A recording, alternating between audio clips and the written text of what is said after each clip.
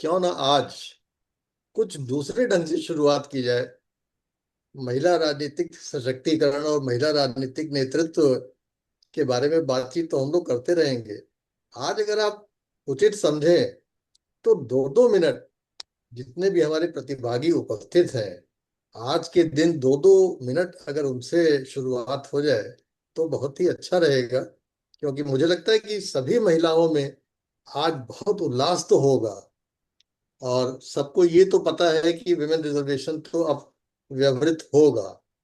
कोई भी पार्टी जो नाम नुकुर कर रही है वो भी रास्ते पे आएगी ही। आज प्रधानमंत्री जी ने कही दिया संसद में कि भाई आपको हम क्रेडिट का ब्लैंक चेक दे रहे हैं अपोजिशन को, और अगर आप इसको नहीं लेते हैं तो नुकसान आप ही का होगा।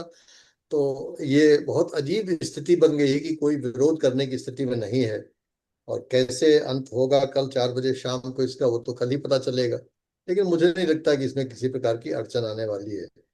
तो आज हमारे जितने प्रतिभागी उपस्थित हैं अभी तक, जितने भी उपस्थित हैं, कोई दिक्कत नहीं है। तो 2-2 मिनट सबको दीजिए कि आज वो कैसा महसूस कर रही हैं कि आज का दिन भारत के इतिहास में एक महिलाओं के लिए, उनको क्या लगता है कि क्या है, और इससे उनकी आकांक्षाएं और उनकी अभिलाषाओं को क्या पंख लगेंगे, क्या कुछ बल मिलेगा। तो अगर ऐसे ही शुरू हो फिर हम टेक ओवर करते हैं। Thank you sir. तो सर के मत से आप सारे लोग सहमत हैं? सब लोग अपना हैंड रेज करिए। एक बटन लगा होगा नीचे, उस पर दबाएंगे तो तुरंत हैंड रेज हो जाएगा। सब लोग अपना हैंड रेज बताइए, करिए। आज हम लोग भी यहाँ वोटिंग करा लें। अच्छा। आप सारे लोग सहमत हैं इस बात के लिए? आप लोग अपने आप को 2-2 मिनट का समय आप लोगों के लिए रहेगा कि जो कुछ भी चीजें घट रही हैं, जो कुछ भी चीजें हो रही हैं अभी, इनसे कनेक्ट करते हुए आप क्या सोचते हो? और जो भी बोले वो अपना वीडियो दो जी, मिनट के लिए वीडियो पूरा जरूर ऑन बोले करिए। ताकि संवाद में अच्छाई जी। रहेगी। हाँ। हाँ शुरू। मैम, आप ही से शुरू करते हैं। डॉक्टर कामना मैम। बाकी सारे लोग भी अपना हैंड रेज करिए, बोलना तो सबको है। चलो। प्रणाम सर। हाँ, प्रणाम। सर अच्छा लग रहा है, एक बहुत बड़ा चेंज ऐसा लग रहा है कि शायद मुझे लगता है ये ऐसा ही मूवमेंट होगा जैसे जिन वेस्टर्न कंट्रीज में जहां पहले महिलाओं को राजनीति में वोट देने का भी अधिकार नहीं था, धीरे धीरे बहुत बहुत जद्दोजहद करके उन्होंने ये अपने लिए अधिकार प्राप्त किया। हालांकि हम लोगों को तो स्वतंत्रता के साथ ही मिला। तो लेकिन हाँ, एक 33% का आरक्षण मिलने से ये फायदा होगा कि कम से कम महिलाएं ज्यादा संख्या में, मजबूरी हो जाएगी कि महिलाओं को लेकर के आया जाए। और हालांकि जब मैंने कोर्स ज्वाइन किया था तो मुझे थोड़ा सा, मैं राजनीति को इस ढंग से नकारात्मक उसमें देखती थी, लेकिन हर बार के आपके लेक्चर ने जो पॉजिटिव एटीट्यूड भरा मेरे अंदर, वो मुझे लगता है पता नहीं इस उम्र में मैं तो शायद नहीं सोच पाऊंगी कभी इलेक्शन का। लेकिन हाँ, मैं रोज आपके लेक्चर के बाद जब भी क्लास में अपने क्लास के बच्चों को जरूर मोटिवेट कर रही हूँ कि आप लोग अभी से ग्राउंड बनाना शुरू कीजिए, मतलब जो मैं यहाँ सीखती हूँ वो मैं आगे ट्रांसफर करती जा रही दैट्स वेरी गुड। हूँ। जी। बढ़िया। जी। Thank you. Thank you. Pooja और सर जी। मुझे एक चीज और भी लगती है कि जो ना रवांडा जैसा छोटा सा देश है, वहां पर 61% महिलाएं लोअर हाउस में हैं। और इतने बड़े बड़े देशों में महिलाएं राजनीति में क्यों नहीं है? मतलब ये चीज भी मैं सोच रही थी इस बीच में जब मैंने इस विधेयक के बारे में पढ़ा। तो आज हम लोग इसी पे बात करेंगे, और आज की चर्चा बहुत इंपॉर्टेंट होने वाली है क्योंकि जी। पिछली टर्न्स में बहुत सारे मुद्दे उठे थे। और जब मैंने इस जी। पर सोचा तो मुझे लगा कि हाँ, इस विषय को थोड़ा सा गंभीरता से डिस्कस करने की आवश्यकता है। सो जी। Thank you very much. जी, हाँ। धन्यवाद नेक्स्ट। सर। नेक्स्ट। सर, तथ्य बहुत डरावने हैं। एक युगांडा से हम खुश हो सकते हैं, लेकिन बहुत डरावना तथ्य ये है कि 28 देश, अभी वर्ल्ड यूएनओ की एक रिपोर्ट आई थी और उस रिपोर्ट में ये चीज था सर कि विश्व में केवल 28 देश ऐसे हैं जहां महिलाएं आज तक के इतिहास में राजनीति के शीर्ष तक पहुंच पाई हैं। इससे भी ज्यादा डरावना ये तथ्य है कि 101 देश ऐसे हैं जहां आज तक कोई महिला नेता हुई ही नहीं। शीर्ष नेतृत्व तक तो पहुंच जाने की बात ही छोड़ दीजिए। चलिए हम आज लोग तक, अपने अपने कंट्री के बारे में भी सोचें। जी, हम आज तक के डरावने पक्ष को इतिहास क्यों में। लें। तो हम मैं अभी नकारात्मक सबसे बोल रहे पहले हैं। जी, पूजा हाँ। पूजा और मैम को लोगों को आमंत्रित करूंगा, और डॉक्टर पूजा लोगों को सिंह। चांस दीजिए 2-2 मिनट जी, बोलने का। डॉक्टर पूजा सिंह।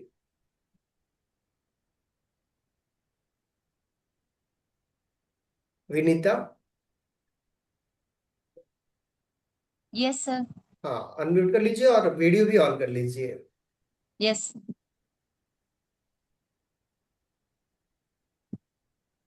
हाँ। नमस्ते सर। हाँ, नमस्ते विनीता। सर, सर हो सकता है कि मेरे विचार थोड़े अलग लगे, लेकिन राजनीतिक तौर पे सर, जैसे कि संविधान में भी पहले मेंशन था और अब हम बहुत आगे भी हम बढ़ चुके हैं, तो ये भी बहुत मुश्किल होता है कि हम कॉन्स्टिट्यूशनली हम अमेंडमेंट चाहते हैं और वो हो जाए। लेकिन मेरी थोड़ी सी अलग बात ये है कि मैं सोशली भी चेंज चाहती हूँ sir.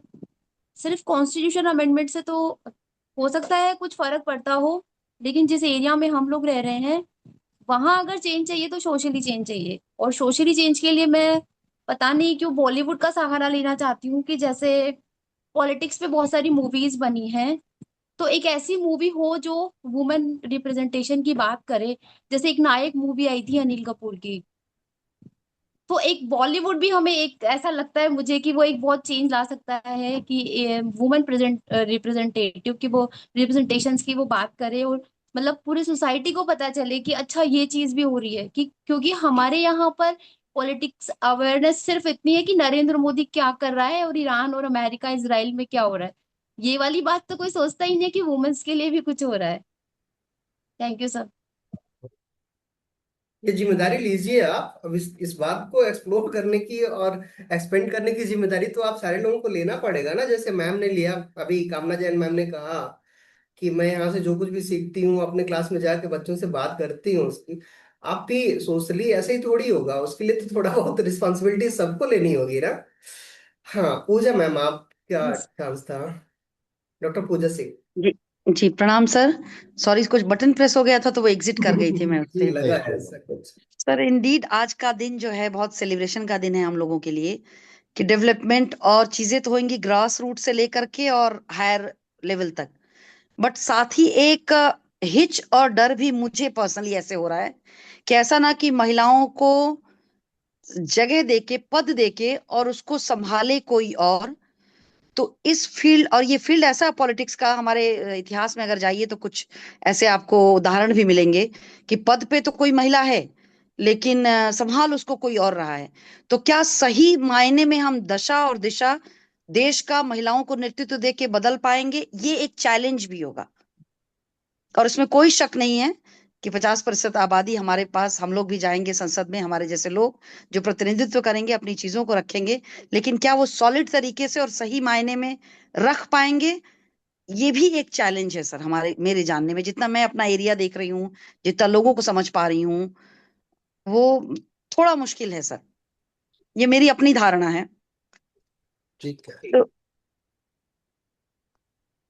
Vanshika. Vanshika, video on कर लीजिए और आप अपनी बात कहिए।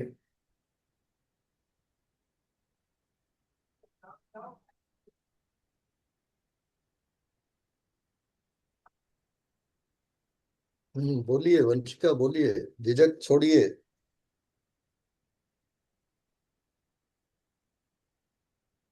कोई बात नहीं, आप बोलिए, कोई आवाज बात नहीं, कोई बात नहीं, आवाज सिंपल बोलिए, है ना। बोलिए।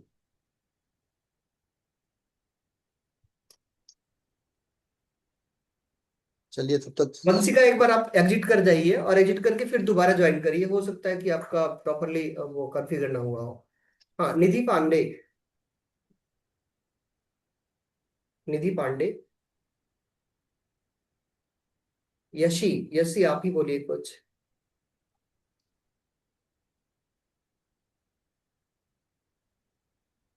नहीं, सब लोगों को बोलना पड़ेगा, नहीं तो आगे से हम ये ऑफ ही नहीं करेंगे। सब कोई अपने से अपना वीडियो ऑफ नहीं कर पाएगा, इतना जान लीजिएगा अगर आप लोग ऐसे करेंगे तो। यशी सिंह। नंदिनी शर्मा।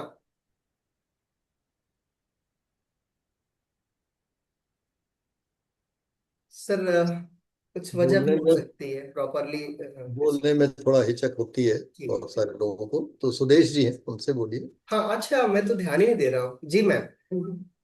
नमस्कार सर। जी, नमस्कार। नमस्ते नमस्ते।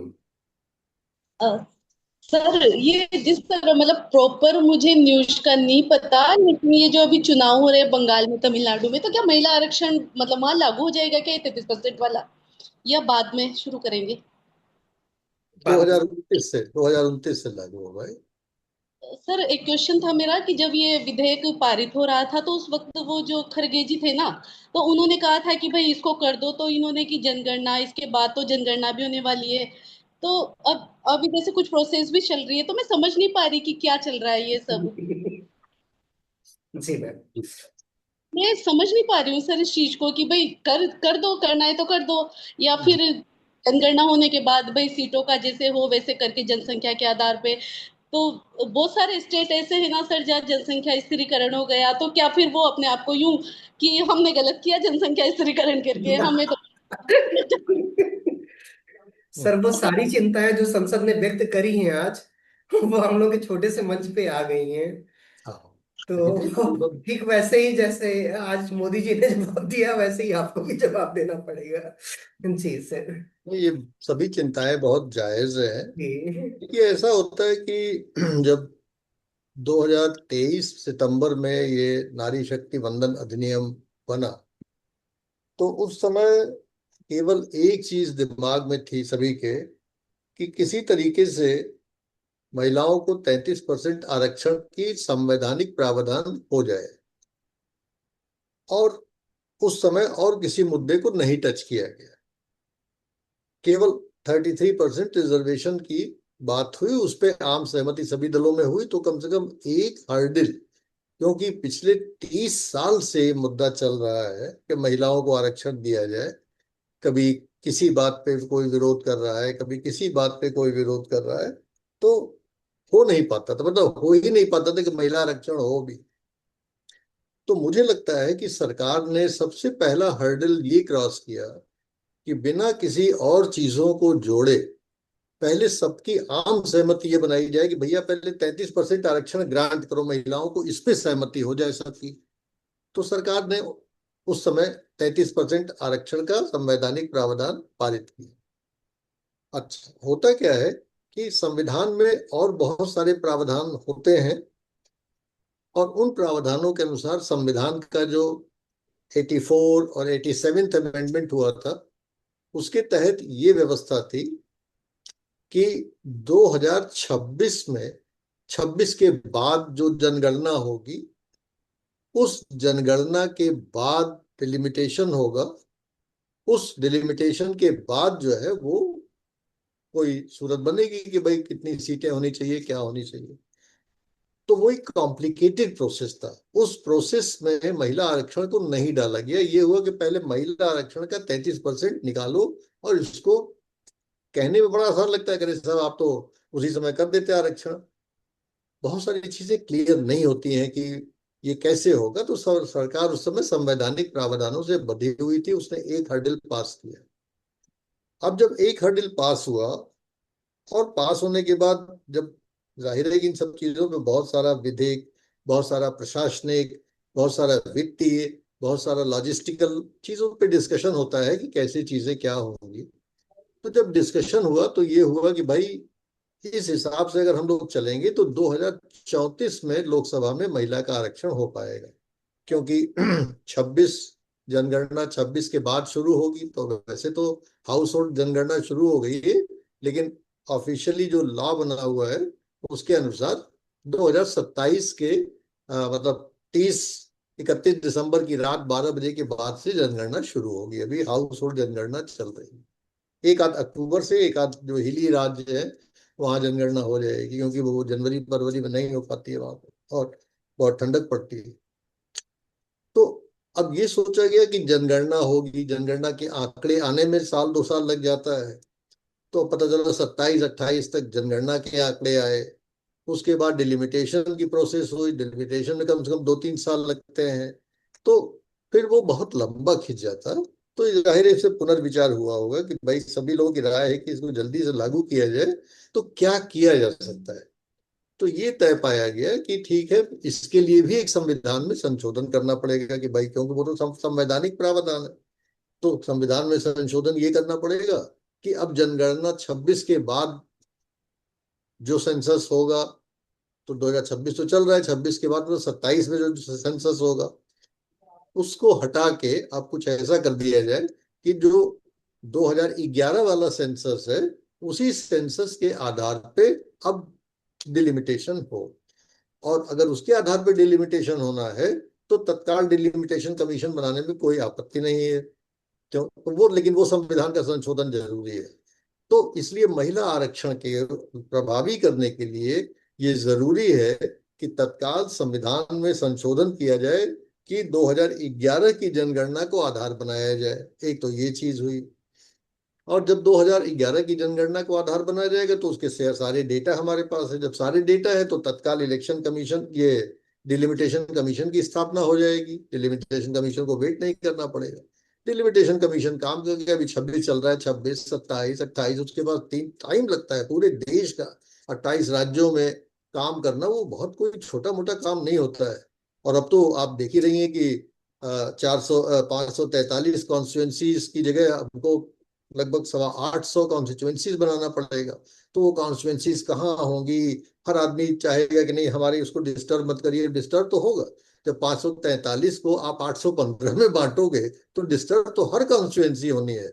सबको लगेगा कि सरकार ने हमारी कॉन्स्टिट्यूएंसी को डिस्टर्ब कर दिया। सब आरोप लगाएंगे सरकार ने डिस्टर्ब किया, लेकिन हो क्या भाई, जब आप कम संख्या को ज्यादा संख्या में विभाजित करेंगे तो हर कॉन्स्टिट्यूएंसी को आपको डिस्टर्ब करना पड़ेगा। और ये बड़ा चुनौतीपूर्ण काम है, सबको असंतुष्ट करने वाला काम है, लेकिन ये काम तो करना पड़ेगा क्योंकि अब तो संवैधानिक प्रावधान है कि अब लोकसभा में 815 सीटें होंगी तो 815 लोग चुने जाएंगे। ये तमाम मुद्दे हैं जो कि कॉम्प्लिकेटेड है। कहने के लिए कोई कुछ भी कह दे, लगता है कि जैसे बहुत कोई आसान काम है, लेकिन हम लोग जानते हैं, मैं डिलिमिटेशन पे काम करता हूँ, मैं जानता हूँ कि ये कितना टाइम टेकिंग, कितना ये कठिन, कितना उबाऊ, कितना विरोध को जनरेट करने वाला ये डिलिमिटेशन काम है। तो धीरे धीरे ये सब काम होते हैं, लेकिन बॉटम लाइन ये है कि महिला आरक्षण जो 2034 से लागू होने की जिसकी संभावना थी, वो 5 साल पहले कैसे लागू हो जाए, ये सारा प्रयास इसलिए आज हो रहा है। और मुझे लगता है कि लोगों के, राज्यों के मन में चिंताएं हैं कि साहब डिलिमिटेशन में किसका फायदा होगा, किसका नुकसान होगा। देखिए, कोई भी चीज होती है सबको संतुष्ट नहीं कर सकती। वाइडर चीज देखी जाती है कि हमारा जो वाइडर मेन चीज है वो क्या है। मेन चीज इस समय हमारा ये है कि हमें महिलाओं को 33% आरक्षण जल्दी से जल्दी कैसे देना है वो दिया जाए।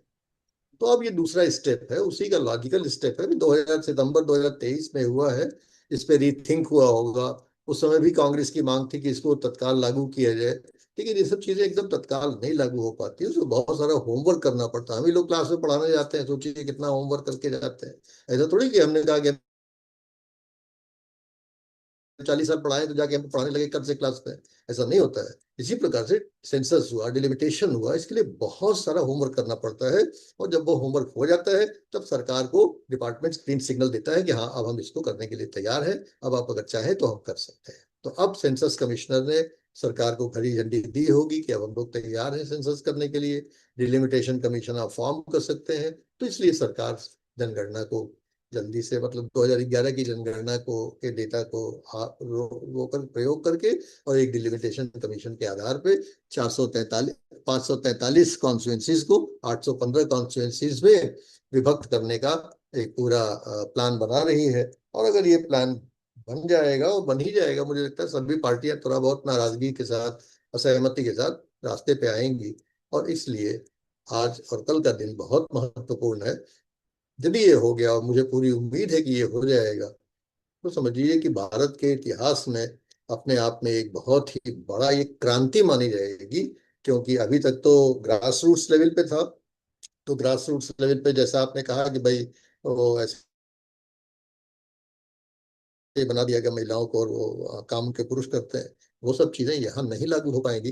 क्योंकि ग्रास रूट्स लेवल पे तो नहीं कोई देखता है, लेकिन असेंबली में तो किसी महिला का पति नहीं प्रवेश कर पाएगा, संसद में, लोकसभा में किसी महिला का पति नहीं प्रवेश कर पाएगा। तो महिला को ही जाना पड़ेगा और महिला को ही उसमें दखल देना पड़ेगा, भाग लेना पड़ेगा। उसके सब अच्छाइयाँ बुराइयाँ उसी को वहन करनी पड़ेगी, सहन करनी पड़ेगी, और अपना वहां पे अपना व्यक्तित्व, अपनी आइडेंटिटी को स्थापित करना पड़ेगा। और बहुत सारे जो मुद्दे उठाए गए हैं प्रश्नों में, वो भी हम लोग उसको टेकअप करेंगे। तो आपका ये प्रश्न बहुत समीचीन है कि क्यों हमें समझ में नहीं आ रहा है कि ये अब क्यों हो रहा है। ये इसलिए अब हो रहा है, ये इसके पीछे ये सब कहा है। जी, नंदिनी मैम का कोई सवाल है सर? नंदिनी शर्मा, आप अपनी बात कहिए। नमस्ते सर। नमस्ते। सर मेरा नाम नंदिनी शर्मा है और मैं वाराणसी से हूँ। जी। और मैं बीए लास्ट ईयर की स्टूडेंट हूँ। सर जैसा कि आज संसद में शुरू हुआ है ये इस सत्र में, तो मेरा ये प्रश्न है कि सर महिला आरक्षण लागू होने पे संसद सदस्यों की संख्या 850 के लगभग होने वाली है। तो जैसे सर अभी 545 हैं, तो हमें नहीं लगता है कि संसद के जो सत्र के दिन है उसको बढ़ाना चाहिए? क्योंकि अगर 850 तक होंगे और संसद के सत्र जैसे कि सर अ, शीतकालीन सत्र जो होता है वो बहुत ही काफी कम समय के लिए होता है, तो उसमें अगर कुछ लोगों को बोलने का मौका मिले तो एक तरह से लॉटरी की तरह होगा ना कि उन्हें प्रश्न पूछने का मौका मिलेगा। जबकि 850 पूरे कैसे फिर एक सत्र में बोल पाएंगे तो? देखिए, ये सब समस्याएं तो उठेंगी जब संख्या बढ़ेगी। तो समय तो 24 घंटे का ही होता है एक दिन का। अब एक्चुअली होता क्या है कि इसमें जो भी समय आवंटित होता है, जैसे आज स्पीकर ने कहा कि भाई समय जितना आप लोग चाहिए तय कर लीजिए, रात भर बैठना चाहिए रात भर बैठिए, कोई दिक्कत नहीं है। हाँ, लेकिन आम सहमति से 12 घंटे का समय जो है स्पीकर ने फिर तय किया कि 12 घंटे का समय हो। अब 12 घंटे का समय है, वो 14 घंटे हो जाए, वो 16 घंटे हो जाए, जो भी स्पीकर को ये राइट होता है कि समय बढ़ा भी दे। तो जितना भी समय किसी भी बहस के लिए आवंटित किया जाता है, दलों को उनके संख्या के अनुपात में वो समय आवंटित कर दिया जाता है कि भाई कितने परसेंट किस दल का प्रतिनिधित्व है, उसको उस हिसाब से समय आवंटित कर दिया जाता है। अब ये दल की जिम्मेदारी है कि मान लीजिए किसी दल को 2 घंटे का समय दिया गया, तो अब उस 2 घंटे में वो चाहे तो एक ही आदमी को कहे कि नहीं साहब हमारा एक ही आदमी 2 घंटे बोलेगा, या वो कहे कि साहब हमारे 10 लोग बोलेंगे। 120 मिनट हमारा है, 10 लोग बोलेंगे, 10-12 मिनट 10-12 मिनट सब बोलेंगे, हमारे ज्यादा लोग बोलेंगे, 5-5 मिनट बोलेंगे। तो अगर अब संख्या तो बढ़ेगी ही, और 24 घंटे को तो आप बढ़ा नहीं सकते, वो 24 घंटा तो 24 ही घंटा रहेगा। और रात में आपको सोना भी है, तो ऐसा भी नहीं कि 24 घंटे संसद चलती रहे। तो ये सब समस्याएं तो आएंगी, लेकिन वो सब मैनेजेबल है, उसके रूल रेगुलेशंस नियम है। कौन बोलेगा ये पार्टी तय करेगी, ये अध्यक्ष नहीं तय करता है। उसके लिए एक बाकायदा फ्लोर कमेटी होती है, ऑल पार्टी कमेटी होती है ना। उसमें सभी दलों के लोग स्पीकर के साथ बैठ के बताते हैं कि साहब हमारे दल से ये लोग बोलेंगे। तो अब ये पार्टियों के लिए चुनौती होगा कि वो कभी किसी को चांस दे, कभी किसी को चांस दे, कभी किसी को चांस दे। जब संख्या बढ़ेगी तो ये दिक्कत तो आएगी, इसका कोई समाधान और कोई विकल्प है नहीं।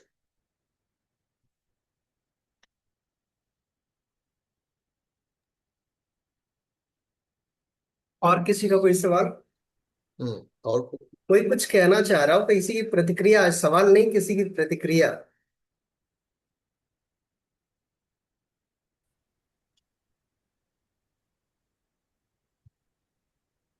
और यदि किसी का कोई सवाल हो नहीं तो फिर अब शुरू किया जाए अपना कार्यक्रम।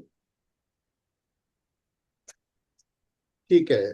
जी सर। धर्मेंद्र जी, फिर जब कोई किसी को अवसर होगा तो दीजिएगा समय। अब हम लोग अपना कार्यक्रम शुरू करते हैं।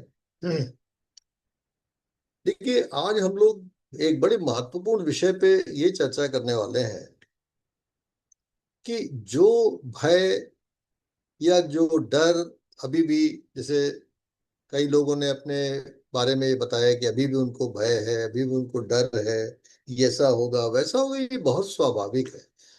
और ये तो देखिए इतिहास का एक मोड़ है। इतिहास के एक मोड़ पे आप खड़े हैं तो आपको डर और भय लगना बहुत स्वाभाविक है। हम लोग किसी नए स्कूल जाते हैं, नए किसी ऑफिस जाते हैं, नए किसी शहर जाते हैं, नए किसी देश जाते हैं, तो हमको डर और भय लगता है। डर और भय लगना ये स्वाभाविक है, ये मनुष्य के मनोविज्ञान में है कि भाई वो कभी डरेगा भी, कभी थोड़ा निर्भय भी रहेगा। बलवान से बलवान लोग भी कभी कभी डरते हैं। अगर हमको डर लगता है तो उससे कोई घबराने की बात नहीं है। वो एक सहज मानसिक प्रवृत्ति है कि हमको डर लगता है। डर उसी को नहीं लगता है जो कि स्वयं साक्षात ईश्वर हो। तो हम लोग ईश्वर तो है नहीं, हम लोग तो मनुष्य हैं। तो अगर हमें डर लगता है तो स्वाभाविक है, प्रश्न ये नहीं है। आज और जैसा कि हमारी एक बहन ने बताया, डॉक्टर कामना ने, कि रुआंडा में 63% परसेंटेज है महिलाओं का। वास्तव में बड़ा छोटा सा देश है। क्यूबा में 52% है। निकारागुआ में 56% महिलाएं हैं। मैक्सिको में 50% महिलाएं हैं। यूएई में 50% महिलाएं हैं। डेनमार्क में 48% महिलाएं हैं, है ना। न्यूजीलैंड में 46% महिलाएं हैं। और यूके में 40% और यूएसए में 28% महिलाएं हैं। ये सब चीजें हैं दुनिया में, हर जगह बहुत जगह थोड़ा सा रिजर्वेशन वगैरह का भी इशू है, जेंडर रिजर्वेशन है। लेकिन नारी शक्ति वंदन अधिनियम ये जो अपने देश में बनाया, तो अब आप ये समझिए कि हम लोग कम से कम नहीं तो 140 देशों से आगे अब खड़े हैं 33% रिजर्वेशन के साथ। अपने आप में ये बहुत बड़ा छलांग है। जो कि हमारे यहाँ भी 12% और 13% पे लोकसभा में महिलाओं की संख्या होती थी। आज ये बहुत ही हर्ष का दिन है कि आज और कल, ये 2 दिन जैसे ही हमारा ये लागू हो जाएगा, तो हम 140 देशों को छलांग लगा के आगे बढ़ जाएंगे। अमेरिका से भी आगे बढ़ जाएंगे। अमेरिका में भी 28% महिलाएं ही आपके लोकसभा में, जिसको प्रतिनिधि सभा कहते हैं, वहां पे है। तो अपने आप में ये बहुत बड़ी संख्या है। और आप खुद सोचिए कि जब 888 सीटों का ये सदन बना था, नई पार्लियामेंट बनी थी, तो उस समय ही हम लोग सब समझ गए थे कि अब संख्या बढ़ने वाली है। और तभी से हम लोग अनुमान लगा रहे थे कि कितनी संख्या बढ़ेगी। हम लोग 250 के आसपास संख्या सोच रहे थे कि 250 करीब संख्या बढ़नी चाहिए, क्योंकि थोड़ी सीटें खाली भी रहेंगी फ्यूचर के लिए भी। कभी 20-50 साल के बाद मान लीजिए फिर संख्या बढ़ाने की जरूरत पड़ी, जनसंख्या बढ़ी या जो भी हुआ, तो जनसंख्या बढ़ती है। तो थोड़ा सा, अभी एक बहन ने, किसी ने पूछा ये चीज कि भाई इसमें तो बहुत सारा साउथ के स्टेट्स का इशू है। जनसंख्या अगर हम स्टेबल रखते हैं, क्या हमको पेनलाइज किया जाएगा? नहीं, पेनलाइज नहीं किया जाता है। हर चीज का देखिए एक सिद्धांत होता है। सिद्धांत ये है कि लोकसभा में एक जो एमपी है, चाहे वो किसी भी क्षेत्र का आता हो, वो जितने लोगों का प्रतिनिधित्व करता है, दूसरे क्षेत्र से आने वाला एमपी भी उतने ही लोगों का प्रतिनिधित्व करे, ताकि समान प्रतिनिधित्व आपका हो। अदरवाइज क्या होगा कि एक कम संख्या का प्रतिनिधित्व करने वाले एमपी का वजन कम होगा, और ज्यादा संख्या वाले लोगों का वजन, प्रतिनिधित्व करने वाले एमपी का वजन ज्यादा होना चाहिए। लेकिन जब अगर आप कहें कि नहीं, एक एमपी का एक ही वोट है, चाहे आप 35 लाख लोगों का रिप्रेजेंटेशन करें और चाहे आप 10 लाख लोगों का रिप्रेजेंटेशन करें, तो अब एक असंतुलन तो आपने पैदा किया। सैद्धांतिक रूप से असंतुलन हुआ कि आपने 10 लाख का प्रतिनिधित्व करने वाले एमपी को भी उतना ही वेटेज दिया, और 35 लाख का प्रतिनिधित्व करने वाले एमपी को भी आपने उतना ही वेटेज दिया। तो ये तो ज्यादा प्रतिनिधित्व करने वाले के साथ अन्याय है। अब एक सिद्धांत का यहाँ उल्लंघन हुआ। तो अगर हम इस सिद्धांत को ही पकड़ के बैठेंगे कि नहीं साहब हमको इसी पे चलना है, तो फिर आपको तो ये बनाना पड़ेगा कि भाई जो ज्यादा और जो कम का प्रतिनिधित्व कर रहे हैं उनका, उनकी दूरी घटाई जाए। अर्थात अगर 10 लाख का मान लीजिए कोई प्रतिनिधित्व कर रहा है और एक 35 लाख का प्रतिनिधित्व कर रहा है, तो कोशिश ये की जाए कि 10 लाख का जो प्रतिनिधित्व कर रहा है, ठीक है 10 लाख का आप करिए, वो 35 लाख की जगह उसको घटा के आप भाई 20 लाख करिए। 10 लाख की जगह वो, चलिए एक आदमी उत्तर प्रदेश का है, वो 20 लाख का प्रतिनिधित्व कर रहा है, आप 10 ही लाख का प्रतिनिधित्व करिए। लेकिन आप कहें कि नहीं साहब हमको बिल्कुल आइडेंटिकल नंबर दे दीजिए, वो संभव नहीं हो पाएगा। और इसलिए ये कोई जो है, और इसका कोई भी आप फार्मूला बना लीजिए, वो कहीं ना कहीं कोई ना कोई उसमें असहमति रहेगी, उसमें डेंट पड़ेगा। और कोई फार्मूला हो भी नहीं सकता है दुनिया में, कहीं है भी नहीं इसके अलावा कोई फार्मूला। तो इसलिए ये बात तो अपने दिमाग से निकाल दीजिए कि जिन राज्यों ने जनसंख्या को स्टेबलाइज किया है उनको कोई पनिश किया जा रहा है। पनिश नहीं किया जा रहा है, संविधान के सैद्धांतिक रूप के अनुसार, उसके अनुसार आप जो है और कोई स्टैंड ले ही नहीं सकते हैं कि भाई अधिक से अधिक और कम से कम प्रतिनिधित्व करने वालों के बीच की दूरी को घटाया जाए। तो इसलिए जहां ज्यादा जनसंख्या है वहां तो आपको ज्यादा सीटें देनी ही पड़ेगी। अब सरकार क्या एग्जैक्टली इस बिल में लेके आई है, अभी मैंने बिल देखा नहीं है, लेकिन बहरहाल ठीक है। पिछले टर्म पे आप लोगों ने 4 मुद्दे उठाए थे कि हमको डर लगता है, हमको भय लगता है, और वो बहुत स्वाभाविक है, डर और भय लगता है। सबसे पहला डर महिलाओं को लगता है अपनी पर्सनल सेफ्टी और सिक्योरिटी को लेके। दूसरा डर लगता है उनको समाज में, राजनीति में जो धन का भूमिका बढ़ गई है, धनिक लोग ज्यादा राजनीति में आने लगे हैं। जैसे लोकसभा में भी आप देखिए, लोकसभा की वेबसाइट अगर आप विजिट करिएगा तो आपको पता चलेगा कि 90% लोग जो है वो करोड़पति। तो क्या ऐसे ही हमने लोकसभा की परिकल्पना की थी इसमें केवल 90% और 12% लोग करोड़पति हैं, आम आदमी का हमारा कोई स्थान नहीं है? तो ये तो बात सही है कि मनी का इस समय काफी रोल है पॉलिटिक्स में। तीसरा जो भय लगता है कि भाई क्रिमिनल्स जो है राजनीति में भर गए हैं। अगर केवल लोकसभा का उदाहरण ले तो लगभग लोकसभा की वेबसाइट के अनुसार 46% लोग ऐसे हैं जिसपे कि आपराधिक मुकदमे चल रहे हैं, हर प्रकार के गहन से गहन मुकदमे चल रहे हैं। और चौथा आप लोगों ने प्रश्न उठाया था या बिंदु उठाया था कि भाई जो पैट्रियार्कल माइंडसेट है, अर्थात जो पुरुष उन्मुख जो समाज की संरचना है कि पुरुषों को का जो डोमिनेंस है समाज में, तो ये एक पैट्रियार्कल जो माइंडसेट है वो एक समस्या है महिलाओं के लिए। ये 4 समस्याएं आप लोगों ने इंगित किया था। देखिए, इन चारों समस्याओं के बारे में अगर कोई ये कहे कि नहीं साहब ये समस्याएं समस्या नहीं है, तो वो गलत बात कर रहा है, वो गलत बयानी कर रहा है। ये चारों समस्या जो आपने इंगित किया, ये चारों समस्याएं हैं, और इन चारों समस्याओं पे हम लोग आज विचार करेंगे। लेकिन मैं इससे कुछ ऊपर की समस्याओं को तरह, जैसे कि एक उदाहरण के लिए आपको बताएं कि कभी कभी हम लोग अपने बच्चों का एडमिशन किसी अच्छे स्कूल में कराने के लिए बड़े लालायित रहते हैं कि भाई हमारे बच्चे का एडमिशन एक अच्छे स्कूल में हो जाए।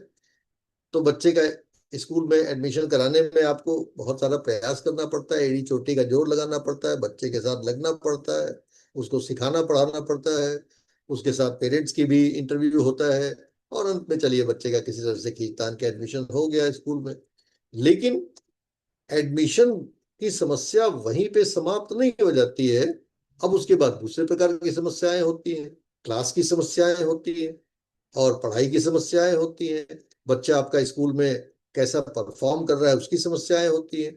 बच्चे का और बच्चों के साथ किस तरीके का व्यवहार है वो एक समस्या होती है। तो एक बार एडमिशन हो गया क्लास में तो वो एक समस्या खत्म हुई, लेकिन एडमिशन के बाद वाली जो समस्याएं हैं, उसी प्रकार से अभी हम लोग राजनीति में एडमिशन की समस्याओं पे ही चर्चा कर रहे थे कि वहां पे क्रिमिनलिटी है, वहां पे मनी है, वहां पे असुरक्षा है, वहां पे पैट्रियार्कल माइंडसेट है। लेकिन आपको आज ही से ये भी सोचना पड़ेगा कि अगर हम राजनीति में प्रवेश कर गए और अगर हम गंभीरता से राजनीति में आगे बढ़ना चाहते हैं, तो राजनीति में प्रवेश करने के बाद जो आने वाली समस्याएं हैं उनका स्वरूप क्या है उसके बारे में भी अभी से हमको तैयारी करनी पड़ेगी, अभी से हमको सोचना पड़ेगा।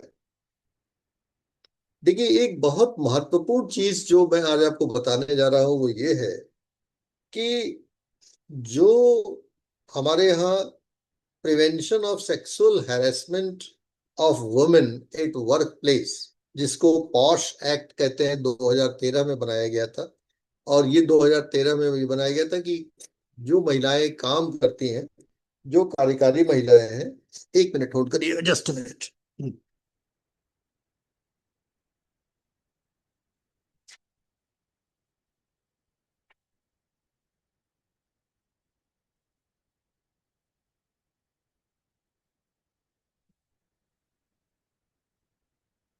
चलो तो ये बताया गया था कि जो कार्यकारी महिलाएं हैं उनको वर्क प्लेस पे उनका किसी भी प्रकार का सेक्सुअल हैरेसमेंट नहीं होना चाहिए, यौन शोषण नहीं होना चाहिए, उसके लिए कानून बनाया गया था 2013 में। लेकिन आपको जान के ताज्जुब होगा कि ये जो कानून बनाया गया था 2013 वाला, ये कानून पॉलिटिकल पार्टीज पे लागू नहीं होता है। ये अपने में एक बहुत ही विचित्र बात है कि जो कानून सब पर लागू होता है, हर वर्क प्लेस पे लागू होता है, पॉलिटिकल पार्टी को उससे जो है एग्जेम्प्ट कर दिया जाए कि पॉलिटिकल पार्टी पे वो कानून लागू नहीं होगा। तो महिलाओं का जो कार्यस्थल पे यौन शोषण का कानून बनाया गया वो पॉलिटिकल पार्टीज पे लागू नहीं है, और इसलिए पॉलिटिकल पार्टी के अंदर जो महिलाओं के साथ दुर्व्यवहार होते हैं या उनका सेक्सुअल हैरेसमेंट होता है, वो पॉलिटिकल पार्टी अकाउंटेबल ही नहीं है। वो कहती है हमको तो लागू नहीं होता है ये, तो महिलाएं कहाँ जाएं, उसका कैसे वो प्रतिकार करें, वो नहीं कर पाती। तो होता क्या है कि जब राजनीति में प्रवेश करने की बात आती है तो महिलाएं इसीलिए हिचकिचाती हैं कि उनको वो कवर नहीं प्राप्त है। और कवर जिसको प्राप्त है कि जो राजनीतिक परिवारों से आती हैं, वो महिलाएं, उनको कवर भी प्राप्त है, और उनको नेटवर्क भी होता है कि उनको उनके परिवार के लोग जो है राजनीति में होते हैं, उनका एक कवर होता, उनका एक नेटवर्क होता है।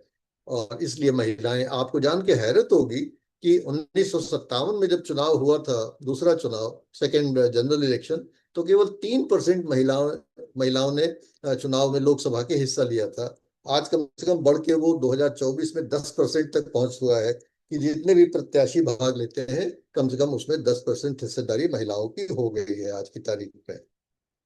लेकिन अभी भी आप देखते हैं कि हमारे यहाँ जो हिस्सेदारी है महिलाओं की, वो बहुत कोई संतोषजनक नहीं है। अभी 2024 में जो चुनाव हुआ उसमें केवल 75 महिलाएं आई। उसके पहले 2019 वाला चुनाव था, उसमें थोड़ा 2-4 महिलाएं ज्यादा थी, 78 थी। लेकिन कमोबेश वही 74, 70, 74 इसी के आसपास महिलाएं हैं। ये कोई अच्छी संख्या नहीं है। लेकिन अब जो हमारा कार्यक्रम हो रहा है आज संसद में, उस अगर वो प्रभावी हो गया और लागू हो गया 2029 में, तो 33% महिलाएं तो आएंगी ही। और आप ये मान के चलें कि जब ज्यादा संख्या में महिलाएं आएंगी तो इसका भी इल्म आपको लेना पड़ेगा, अभी से संज्ञान लेना पड़ेगा कि ज्यादा महिलाओं के आने पर संसद में भी बहुत सारी समस्याएं पैदा होने वाली है। संसद में भी इस प्रकार की परिस्थितियां पैदा होंगी कि वहां भी महिलाओं के साथ जो इस प्रकार की प्रवृत्तियां हैं उसमें कहीं तेजी ना आए। क्योंकि एक एक हमारे साथ संकट ये है कि संसद में किसी भी आचार, व्यवहार, विचार के लिए आपको उन्मुक्ति प्राप्त है। तो अगर संसद के अंदर कोई भी एमपी ही मान लीजिए आपके साथ, किसी महिला के साथ कोई दुर्व्यवहार करता है, किसी प्रकार का अप्रत्याशित व्यवहार करता है, तो भी बहुत मुश्किल है कि उसके विरुद्ध कोई भी विधिक कार्रवाई की जा सकेगी। तो ये एक उन्मुक्ति प्राप्त है जो कि हमको ये सब चीजों से वाकिफ होना है। और ये भी बात है कि आगे आने वाले समय में नए नए प्रकार के संकटों से हम लोग वाकिफ होते रहते हैं। समाज में नए नए टेक्नोलॉजी के युग आते रहे, और नए नए टेक्नोलॉजी से नए नए समस्याएं पैदा होती हैं। जैसे आजकल सोशल मीडिया है, आप देखते हैं, और एआई आ गया है, आर्टिफिशियल इंटेलिजेंस आ गया है। अब ना आपकी कोई प्राइवेसी है, ना आपकी कोई सीक्रेसी है। आपको किसी तरह से भी ट्रोल किया जा सकता है, ऊट पटांग आपके जो है विजुअल्स बनाए जा सकते हैं। कुछ भी आपका इधर का तिनका उधर का रोड़ा लेके और एक भानुमति का कुनबा जोड़ के आपको किसी भी रूप में दिखाया जा सकता है। तो ये सब चीजें, ये सब समस्याएं सब रहेंगी। इन्हीं के साथ राजनीति करना है। आप सोचेंगे कोई बहुत एकदम से हमको बहुत ही कंफर्टेबल जोन मिलेगा, उसमें हम जाके राजनीति करेंगे, तो वो अभी फिलहाल कुछ समय तक नहीं हो पाने वाला है। मेरी सोच ये है कि जैसे जैसे राजनीति में महिलाओं की संख्या बढ़ेगी, तो उनकी जो संख्या बल है, 272 की संख्या अगर लोकसभा में महिलाओं की आती है, तो वो एक बहुत सशक्त संख्या होगी जो कि महिलाओं को एक आत्मविश्वास और एक अपना संगठनात्मक स्वरूप देगी कि किसी भी महिला के साथ किसी की भी हिम्मत नहीं पड़नी चाहिए कि वो किसी प्रकार का अपशब्द प्रयोग कर सके, दुराचरण कर सके, या किसी प्रकार के उसको लांछन लगा सके। ये सारा तभी आएगा जब कि आप अपने डर से आगे निकल के और राजनीति के क्षेत्र में आप प्रवेश करेंगे। और कहा ही गया है कि डर के आगे जीत है। तो डर तो लगना स्वाभाविक है। तो डर लगता है अगर आपको, तो लगने दीजिए। ये मत सोचिए कि नहीं, डर नहीं, डर लग रहा है तो बहुत कोई ऐसी चीज है, वैसी चीज है। डर लग रहा है तो ठीक है, सबको डर लगता है, आपको भी डर लग रहा होगा, लगने दीजिए। लेकिन जब आप राजनीति में प्रवेश करेंगे तो आपको समझ में आएगा कि नहीं, इसमें कोई ऐसी बात नहीं है, इस डर से हमको लड़ना भी है। और जब आपके साथ बहुत सारी महिलाएं होंगी तो उस डर में आप एक प्रकार का संगठनात्मक प्रतिरोध भी प्रदर्शित कर पाएंगे, जो कि अपने आप में बहुत इंपॉर्टेंट है। दूसरा जो डर आपको लगा, आप लोगों ने चर्चा किया कि साहब बहुत पैसे खर्च होते हैं, किसी ने बताया कि हमारे क्षेत्र के पार्षद थे, उन्होंने पैसा बांट दिया, शराब बांट दी, ये बांट दिया, वो बांट दिया, वो जीत गए। ठीक है, ये सब होता है, ये हम लोग भी जानते हैं, इसमें कोई ऐसी खास नई बात नहीं है। लेकिन जो दो तीन चीजें आपको करनी है कि भाई जो समस्याएं हैं उसी को तो रोकना है, आपको वो सब नहीं करना है। पहली चीज तो ये कि आपको वो सब नहीं करना है जो समाज में होता है। और ये सब इसलिए हो रहा है कि देखिए, राजनीतिक दलों को एक प्रॉब्लम है, और उस प्रॉब्लम के बहुत बड़े कारण हम और आप हैं।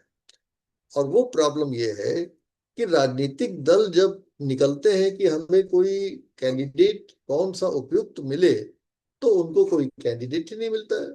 सभी लोग ये सोचते हैं कि अरे हमको टिकट पार्टी दे देगी तब हम चुनाव लड़ेंगे।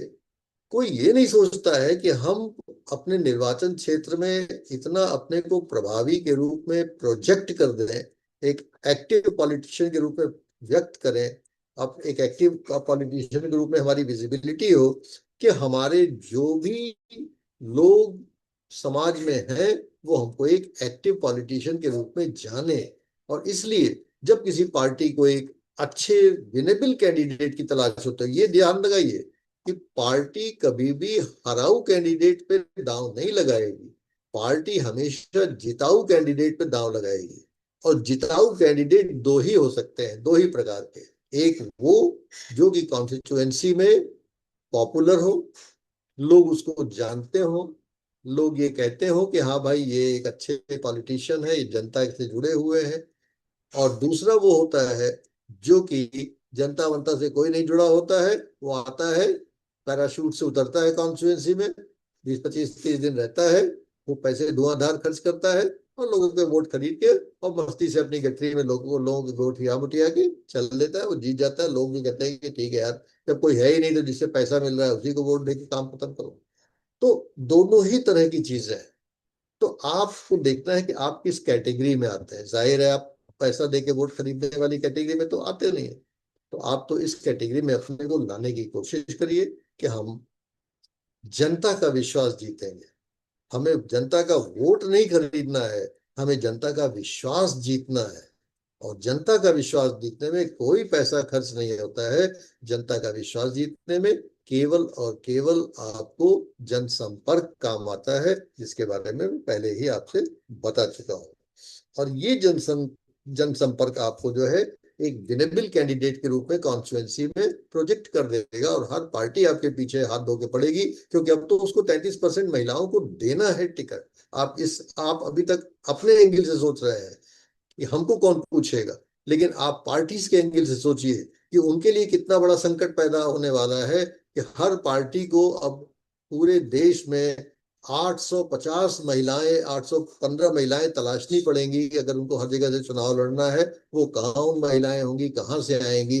और इसका परिणाम यही होने वाला है कि अगर अच्छी महिलाएं, अच्छी से मतलब है पॉपुलर महिलाएं जिनका जनसंपर्क है, जो जनता के दिलो दिमाग में है, अगर वो सामने नहीं आती है तो पार्टी किसी भी जिता हुए फटाक कैंडिडेट को अपना टिकट दे देगी। ठीक है भाई, जब पैसे से ही जीतना है तो पैसे वाले परिवार में किसी महिला को टिकट दे दिए, या पैसे वाली महिलाओं को टिकट दे दिया कि चलिए साहब आप पैसा खर्च करिए, पार्टी आपके साथ खड़ी होती है। तो ये सब चीजें आपको देखिए अभी खतरनाक लग रही है, लेकिन जैसे जैसे आप इंटर करेंगे, और देखिए एक चीज और है, और वो ये है कि बहुत सारा जो काम है वो डिजिटल मीडिया से आपका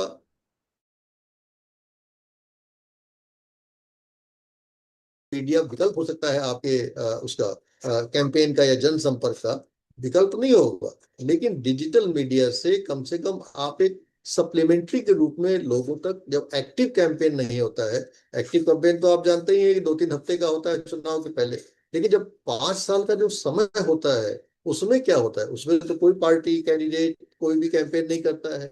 क्या आप ये प्लान नहीं कर सकते हैं कि वो 5 साल हम वास्तव में कैंपेन मोड में रहेंगे, और कैंपेन मोड में रहने का मतलब कि हम अपने कॉन्स्टिट्यूएंसी के लोगों से संपर्क में रहेंगे। जो मैंने पिछले लेक्चर्स में आपको बातें बताई थी कि आप अपने कॉन्स्टिट्यूएंसी का आइडेंटिफिकेशन करिए, अपने कॉन्स्टिट्यूएंसी के आप वोटर्स लिस्ट को डाउनलोड करिए, एक एक परिवार से जाके आप मिलिए, उनके आप मोबाइल नंबर नोट करिए, उनसे सोशल मीडिया से कनेक्ट होइए। तो जब आपके पास ये सब बैकग्राउंड वर्क आपने कर लिया हुआ है, तब आपको सोशल मीडिया से उनको कनेक्ट होने में बड़ा आसानी रहेगी। और 5 साल उनसे कनेक्टेड आप रहिए, आप देखेंगे कि 5 साल में वो आपसे इतने ज्यादा परिचित हो जाएंगे कि आपको वोट मांगने की जरूरत ही नहीं पड़ेगी। आप जब चुनाव का समय आएगा, सभी लोग आपको जानते हैं, सबसे आप कनेक्टेड हैं, सबसे आप संपर्क में हैं। और इस प्रकार से चुनाव के समय आपको ये बहुत आसानी से वो लोग आइडेंटिफाई करेंगे और वो लोग मानेंगे कि हाँ, आपने उनके साथ संपर्क बनाए रखा है। आज हिंदुस्तान के जनता की, इलेक्ट्रेट की सबसे बड़ी समस्या क्या है? हिंदुस्तान की जनता की सबसे बड़ी प्रॉब्लम ये है कि चाहे जीता हुआ कैंडिडेट हो और चाहे हारा हुआ कैंडिडेट हो, चुनाव के बाद कोई भी दर्शन नहीं देता। ये एक बहुत ध्रुव सत्य है, जिससे कि पूरे इलेक्ट्रेट, पूरी जनता, पूरे वोटर्स परेशान रहते हैं और ये सोचते हैं काश जो चुनाव जीता हो या काश जो चुनाव हारा है एक बार आके हमारे दरवाजे पे कुंडी खटखटा के पूछता तो कि बहन जी, भाई साहब, क्या हम आपकी कोई सेवा कर सकते हैं? क्या आपकी कोई समस्या है जिसका हम समाधान कर सकते हैं? कोई नहीं आता। 5 साल बीत जाते हैं और फिर 5 साल बाद जो है अपना हाथ जोड़ के आपसे आपका वोट घसीट के चले जाते हैं। तो ये सब चीजें आपको करनी है और सोशल मीडिया का सहारा लेकर आपको आगे बढ़ना है। और हाँ, अपने कॉन्स्टिट्युएंसी को, आप चूंकि विमेन है इसलिए कम से कम विमेन से आपका बहुत एक एक्सक्लूसिव रिलेशनशिप हो सकता है। आप हर परिवार की महिला से जाके मिलें, उनसे जनसंपर्क करें, क्योंकि अगर परिवार की किसी एक भी सदस्य से आपने अपना संबंध बना लिया, और महिलाओं को महिलाओं से संबंध बनाने में बड़ी आसानी रहती है, तो इससे आपका एक सोशल नेटवर्क डेवलप होगा और वो नेटवर्क आपको एक प्रकार से एक बहुत बड़ा सोशल सपोर्ट बेस आपका डेवलप कराएगा, जो कि आपको आगे चल के बहुत लाभ देने वाला है। तो इसका ध्यान रखिएगा। इससे आप कम से कम जो चुनाव में जो पैसा खर्च के जो प्रचार करना है, वो प्रचार आपको नहीं करना है। आपको 5 साल चुनाव प्रचार करना है, जो कि साइलेंट चुनाव प्रचार होगा, जो कि सोशल मीडिया से चुनाव प्रचार होगा, जो कि 5 साल अपने साइलेंटली, आजकल हर महिला, हर जो है युवा सोशल मीडिया से कंफर्टेबल है। वो फेसबुक पे, व्हाट्सएप पे, ट्विटर पे और भी बहुत सारे जो साधन होते हैं सोशल मीडिया के, उनसे वो एक दूसरे से कनेक्ट हो जाता है। और अगर आप वास्तव में 5 साल लगातार अपनी कॉन्स्टिट्यूएंसी से कनेक्ट रहे, तो विश्वास मानिए कि एक बहुत बड़ा चुनाव आपने चुनाव आने से पहले ही जीत लिया है। आपको पैसा खर्च करने की कोई आवश्यकता नहीं है। तो हमारे पास अगर पैसा नहीं है तो भाई इसका रोने की जरूरत तो है नहीं कि अरे हमारे पास तो पैसा नहीं है तो हम चुनाव कैसे लड़ें। अरे भाई, उसका समाधान ढूंढिए ना, कि अगर पैसा नहीं है तो क्या बिना पैसे वाले केवल करोड़पति ही पहुंचेंगे लोकसभा में? लखपति या हजारपति नहीं पहुंचेंगे उसमें कि भैया जिसके पास कम पैसा हो वो भी लोकसभा में सपने नहीं देख सकता है? देख सकता है, आपको देखना चाहिए। लेकिन आपको ये रणनीतियां अपनानी पड़ेंगी कि कैसे हम बिना पैसे के जो है वो क्या रणनीति बनाए कि बिना पैसे के हम लोगों का जन समर्थन प्राप्त कर सके। तो ये दूसरी चीज हो गई। तीसरी चीज, आपको डर लगता था क्रिमिनल्स, कि समाज में बहुत सारे जो राजनीतिज्ञ हैं वो अपराधी प्रवृत्ति के हैं। बिल्कुल ठीक है। लोकसभा की वेबसाइट को विजिट करिए, उसमें लोगों के प्रति जो क्रिमिनल एलिमेंट्स हैं उनको देखिए कि कितने लोग लोकसभा में क्रिमिनल हैं। तो आपको दिखाई देगा कि लोकसभा की वेबसाइट कह रही है कि 46% लोग जो हैं जिन पे आपराधिक मुकदमे चल रहे हैं नाना प्रकार के। तो भाई, इन अपराधियों के बीच में कैसे जाके हम चुनाव लड़ें, इनसे इनसे कैसे हम निपटें, ये अपने आप में एक बहुत बड़ी समस्या हो जाती है। तो आपको इसके लिए भी कुछ रणनीतियां बनानी पड़ेगी कि अपराधी तो समाज में अब है ही है और हमेशा रहे हैं। दुष्ट प्रकृति के लोग हमेशा रहे हैं और रहेंगे। आपके लिए कभी ऐसा वातावरण नहीं बनेगा कि दुष्ट विहीन वातावरण बन जाए, सब बड़े अच्छे लोग रह रहे समाज में और जो अपनी की राजनीति करते हैं। ऐसा कभी समय आया नहीं है, कभी किसी युग में रहा नहीं है। हम पे तो रावण था, कृष्ण पे तो कंस था। और इस प्रकार से हर युग में अच्छे और बुरे का एक साथ रहता है। तो उसी में साथ में आपको जीना है। और आपको इसके लिए कुछ मैं टिप्स बताता हूँ कि भाई आपको क्या क्या करना होगा, जिससे कि आप जो है ये क्रिमिनल वातावरण में लड़ सके। देखिए, पहली चीज तो ये है कि आपको, आदमी को डर लगता है इन अपराधियों से क्योंकि वो अपने को अकेला महसूस करता है। तो राजनीति में आने की सबसे बड़ी जो कला है वो यही है कि आप किसी तरह से अपने संगठनात्मक स्वरूप को प्राप्त करें। हाँ, भगवान बुद्ध ने भी कहा था कि संगम शरणम गच्छामि, अर्थात संगम मतलब संगठन। अब जब तक व्यक्ति संगठन की शरण में नहीं जाएगा तब तक उसमें आत्मविश्वास नहीं होता है। तो आपको शुरू से पहले दिन से मैं कह रहा हूं कि आपको एक कोर ग्रुप अपना बनाना पड़ेगा। 10-20 अपनी सहेलियों का, अपने अन्य महिला सदस्यों का आप एक कोर ग्रुप बनाइए और अपने ग्रुप में आप मूव करिए। तो पहली तो आपको किसी भी क्रिमिनल की हिम्मत नहीं पड़ेगी कि आपको जरा भी वो डिस्टर्ब करे, क्योंकि आप लोग समूह में रहेंगे, संगठनात्मक समूह रहेंगी। और अपने बहुत सारे जो एनजीओज होते हैं महिलाओं के क्षेत्र में जो काम करते हैं, या बहुत सारे जो ट्रेड यूनियंस हैं, बहुत महिलाओं के भी संगठनात्मक यूनियंस होते हैं, और बहुत सारे जो प्रोफेशनल एसोसिएशंस होते हैं, workers, teachers, doctors, lawyers, employees, बहुत सारे ऐसे होते हैं जहाँ पे कि महिला विंग होती है। आप उनके टच में आइए, उनको बताइए कि हम इस प्रकार से कोशिश कर रहे हैं और आप लोगों का समर्थन चाहते हैं। तो बताना तो पड़ेगा, बताना पड़ेगा, आप इस चीज को छुपा नहीं सकते। जो छुपा, कोई चोरी वाला काम तो है नहीं कि हमें छुपाना है। हमें लोगों को बताना है कि हम जनता की सेवा करना चाहते हैं, आपका सहयोग चाहते हैं। ये अब आपकी कौशल है, किस प्रकार से आप इसको, उन लोगों का समर्थन प्राप्त करते हैं। पहली चीज। दूसरी चीज जो आदमी को डर लगता है फाइनेंशियल मैटर्स में, जहां वो फाइनेंशियल इरेगुलरिटी करता है, अर्थात जहां पैसे की चोरी करता है, जहां वो पैसे गलत ढंग से अर्न करने की कोशिश करता है, जहां वो गलत तरीकों से पैसा अर्न करने की कोशिश करता है, वहां उसको डर लगता है, और लगना चाहिए, क्योंकि भाई गलत काम है। तो गलत काम हम लोगों को कोई नहीं करना है।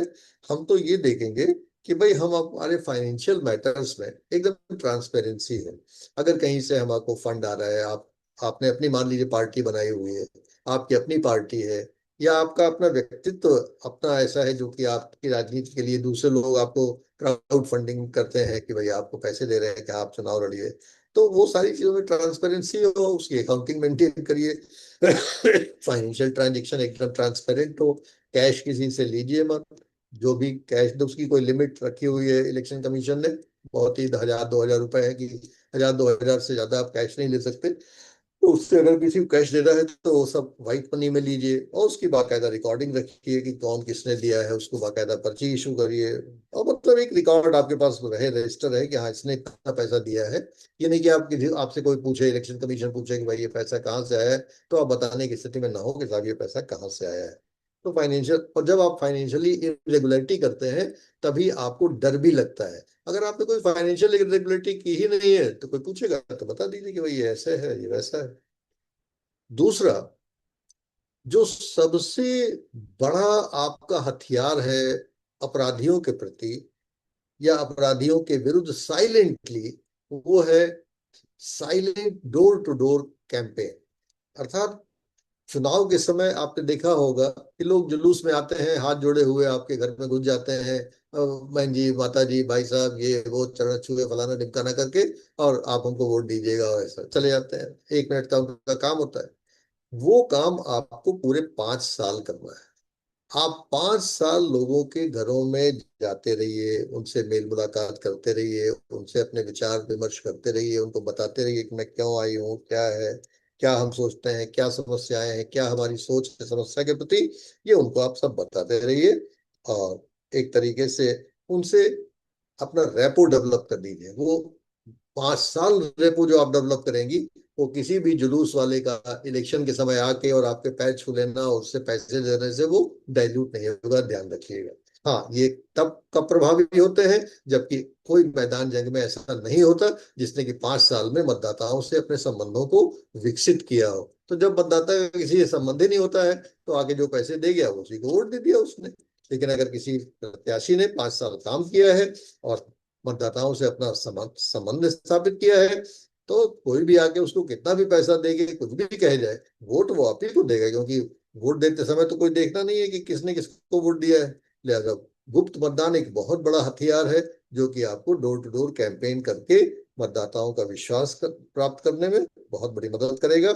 और आपको कम पैसे में, अब ये नहीं कहते कि एकदम पैसा ही नहीं लगा इस चुनाव में, लेकिन न्यूनतम पैसे में चुनाव कैसे लड़ा जाए, बिना करोड़पति और लखपति हुए कैसे चुनाव लड़ा जाए, उसकी ये बड़ी सीधी सादी रणनीति है कि लोगों से भैया 5 साल मिलते रहेंगे, उनके दुख दर्द को शेयर करते रहेंगे, उनकी समस्याएं जो हैं उनमें अगर कोई समाधान करने की स्थिति बनती है तो उसको करते रहेंगे, और 5 साल के बाद जब चुनाव आएगा तो उनसे जो हमारा एक रिश्ता बनेगा वही रिश्ता हमें एक प्रकार से जन स्वीकार बनाएगा, जो हमें जन प्रतिनिधि तक के ओहदे तक ले जाएगा, चाहे वो आपका गांव का चुनाव हो, पंचायत का, चाहे वो शहर के वार्ड का चुनाव हो, चाहे वो एमएलए का चुनाव हो, चाहे वो एमपी का चुनाव हो।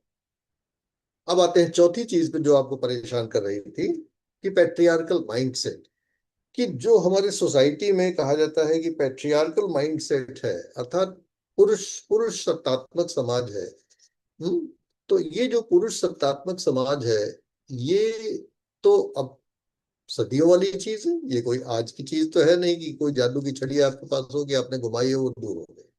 लेकिन एक बात जो है जो मेरे दिमाग में आती है वो ये है कि देखिए कुछ तो परिवर्तन हुआ है 75 साल, और इसका कारण ये है कि अब बहुत सी महिलाएं जो स्वयं आर्थिक रूप से सशक्त हो गई हैं, वो इस बात को बहुत अच्छे से महसूस करती हैं कि अब किसी भी पारिवारिक निर्णय की प्रक्रिया में उनकी बहुत ही महत्वपूर्ण और प्रभावी भूमिका होती है।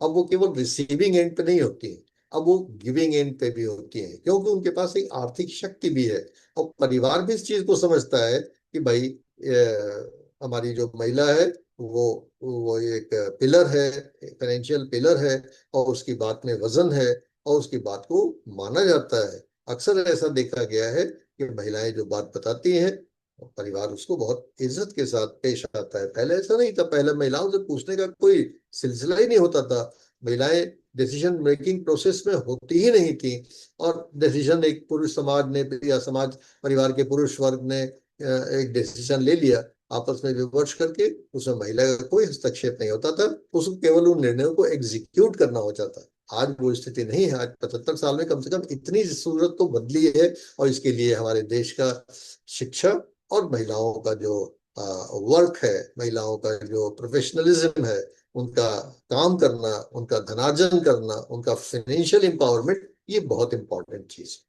उनकी एजुकेशन और उनका एम्पावरमेंट बहुत इंपॉर्टेंट चीज है, ये मैं आपको बता सकता हूँ।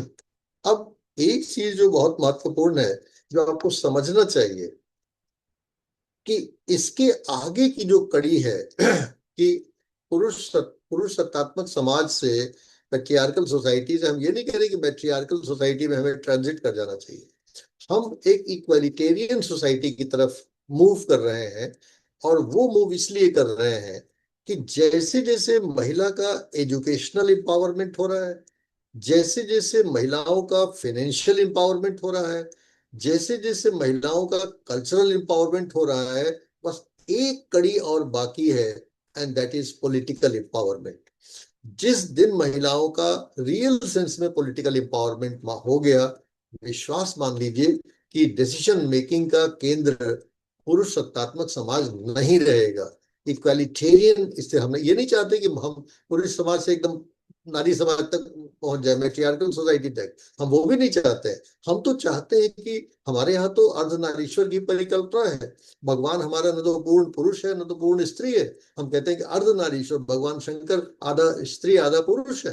तो जब हमारे यहाँ दार्शनिक रूप से सृष्टि की आधारशिला ही आधा पुरुष आधा नारी है, एकदम बराबरी बराबरी का हिस्सेदारी है, न उसमें पैट्रियार्की है न उसमें मैट्रियार्की है, तब हम अपने सामाजिक संरचना में उसकी परिकल्पना क्यों नहीं कर सकते कि एक दिन एक ऐसा वक्त आएगा जिसमें कि पैट्रियार्की हटा के मैट्रियार्की नहीं आएगी, बल्कि पैट्रियार्की और मैट्रियार्की एक अर्धनारीश्वर के रूप में समाज में रहेंगे, और पुरुष और स्त्री एक बराबर बराबर की हिस्सेदारी से राजनीतिक संरचना में और राजनीतिक निर्णय में हिस्सेदार होंगे। हम उस समाज की परिकल्पना करते हैं, हम ना तो पैट्रियार्की के फेवर में है ना हम मैट्रियार्की के फेवर में है, हम तो एक इक्वालिटेरियन आर्की के फेवर में है कि भाई एक समाज का समता मूलक स्वरूप हो जिसमें पुरुष है दैवी। मैंने आपको पहले ही लेक्चर में बताया था कि हमारे जो सारे प्रतिमान स्त्री प्रतिमान है, दुर्गा, लक्ष्मी, सरस्वती, सारे जो है शक्ति के प्रतिमान, तीन ही शक्तियां होती हैं। और तीनों के प्रतिमान क्यों भारत में स्त्री प्रतिमान बनाए गए, पुरुष प्रतिमान भी तो बनाए जा सकते थे। वो इसीलिए कि हम दार्शनिक रूप से अगर देखें तो हमारे यहाँ स्त्रियां तो अशक्त हैं ही नहीं, वो शक्ति के प्रतिमान है। तो स्त्री को अपने को अशक्त कभी मानना ही नहीं चाहिए कि मैं अशक्त हूँ। लेकिन हाँ, वो एक सीढ़ी आज पार्लियामेंट डिबेट कर रही है कि उस सीढ़ी तक आपको कैसे पहुंचाए, और वो सीढ़ी है पॉलिटिकल एम्पावरमेंट। तो आज आपके पास एजुकेशनल एम्पावरमेंट है, आज आपके पास फाइनेंशियल एम्पावरमेंट है, आज आपके पास कल्चरल एम्पावरमेंट है।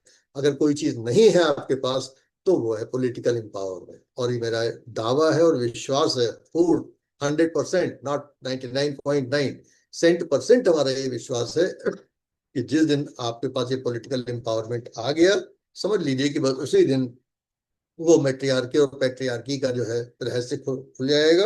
उसकी चाबी आपके पॉलिटिकल एम्पावरमेंट में है। तो इस प्रकार से हम लोग चार जो चिंताएं पिछले सेशन में आपने व्यक्त की थी,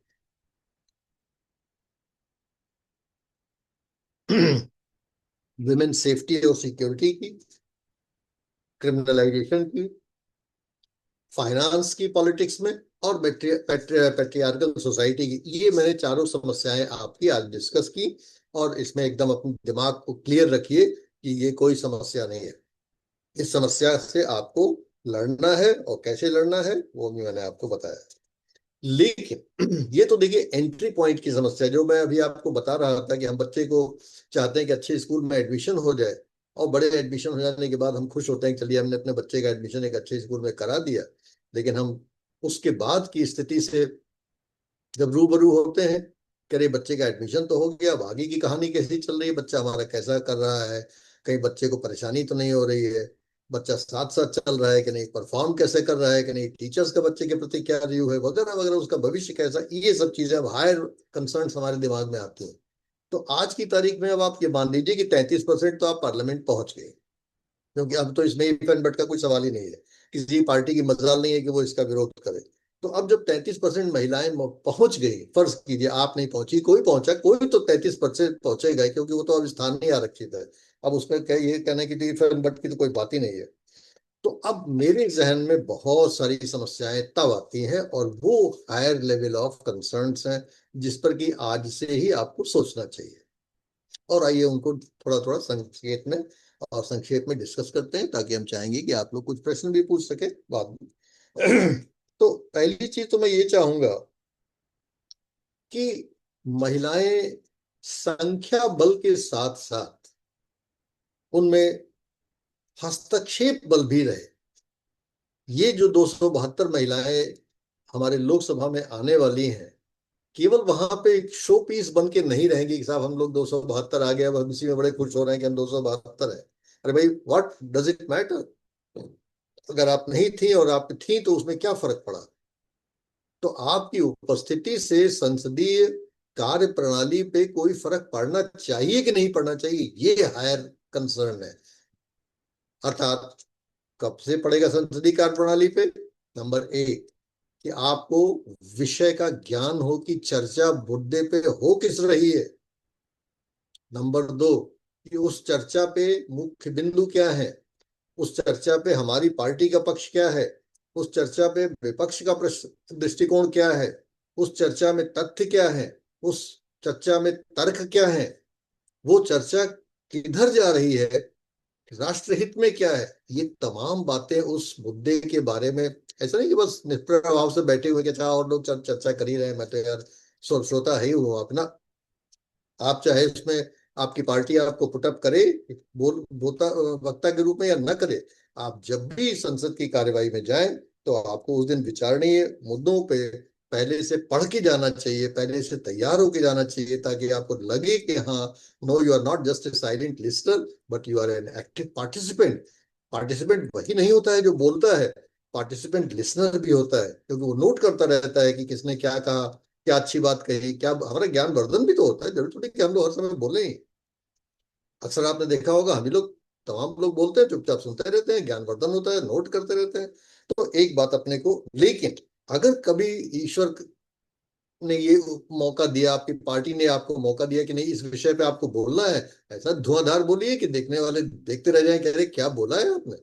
ऐसे हमने बहुत सारे नवयुवकों को, नवयुवतियों को पार्लियामेंट में बोलते हुए देखा है, सुना है, तबीयत भाग भाग हो जाती है कि अरे क्या यंग मैन।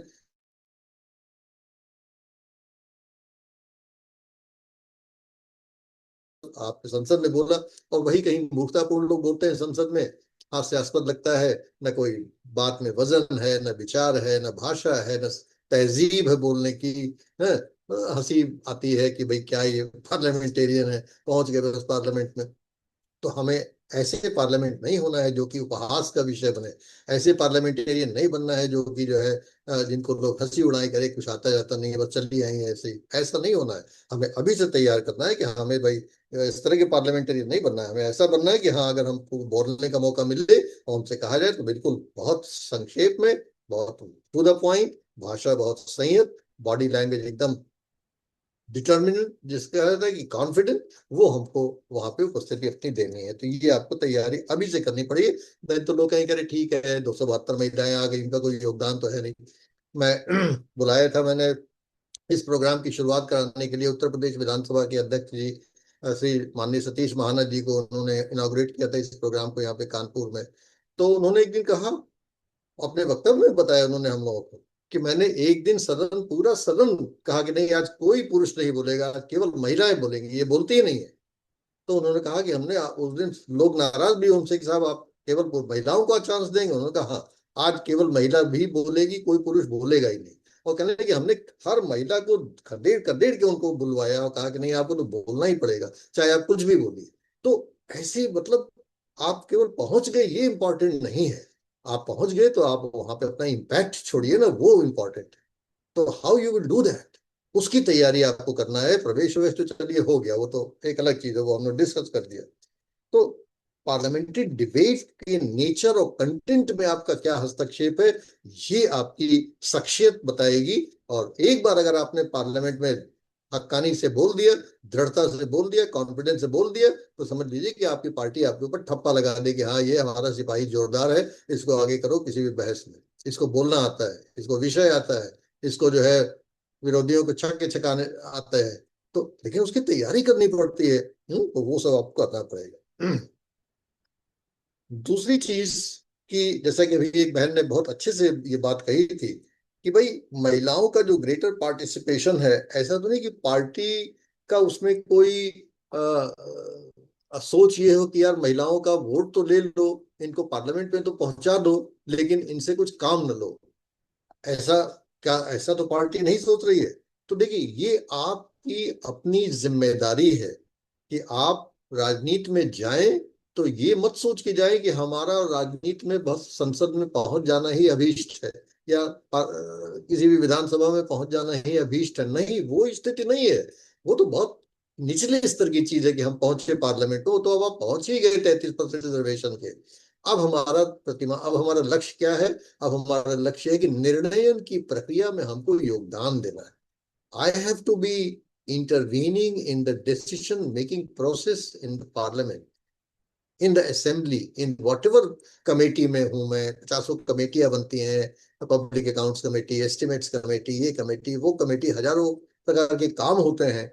तो केवल आप माउथ पीस या शो पीस बन के वहां नहीं रहना है, हमको अपना वहां पे प्रभाव जमाना है। हमको प्रभाव हम तभी जमा सकते हैं जबकि हमको कुछ आता जाता हो। ऐसा आते तो नहीं है तो हम क्या प्रभाव बनाएंगे वहां पे? तो हमें अभी से बहुत सारी चीजें करनी है जो मैं आपको बताने वाला हूँ कि आपको क्या क्या करना है। क्योंकि ये ना हो कि आपको शॉर्ट टर्म गेन देके कोई लॉन्ग टर्म आपका एक्सक्लूजन कर ले। You have to be very careful about this, कि ऐसा नहीं कि साहब हमने आपको देखिए गेन दे दिया, अब आप चुपचाप रहिए, बैठे रहिए, बस हो गया ना। That's not, I am not here for this कि आपने हमें बैठा दिया बस। नहीं, हमें तो रोल चाहिए। I have to intervene in this debate, I have to talk, I have to speak. और वो सब चीजें हमको सीखनी पड़ेंगी, कैसे बोला जाता है, रूल्स क्या है।